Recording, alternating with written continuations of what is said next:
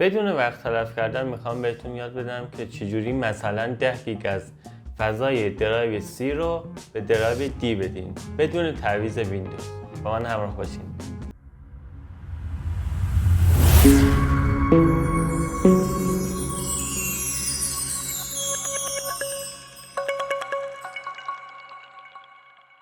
فقط کافیه این نرم افزار رو که اینجا می نویسم دانلود کنین، حالا از توی اینترنت، توی سایت های ایرانی یا حالا خارجی فرقی نمیکنه.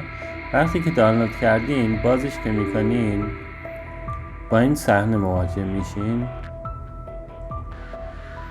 اینجا یک چک فور آپدیت بهتون میده، زیاد مهم نیست، ببندینش. وقتی که باز شد اینجا هارد شما رو میشناسه و میگه درایواتون چیه. درایو من الان مثلا درایو C دارم، درایو D دارم.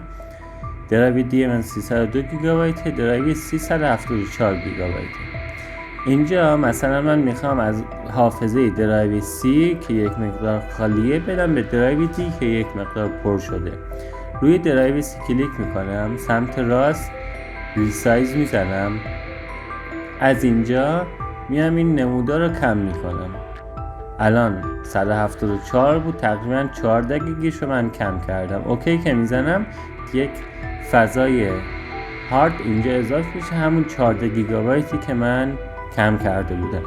حالا توی درایو دی کلیک راست میکنیم، ادوانسد میزنیم، اینجا مارج پارتیشن رو میزنیم.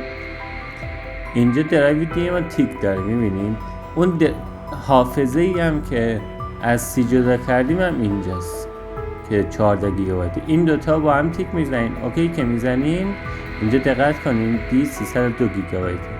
اوکی که میزنیم حافظه D ما میشه 316 گیگابایت، یعنی اون حافظه رو ما به D دادیم.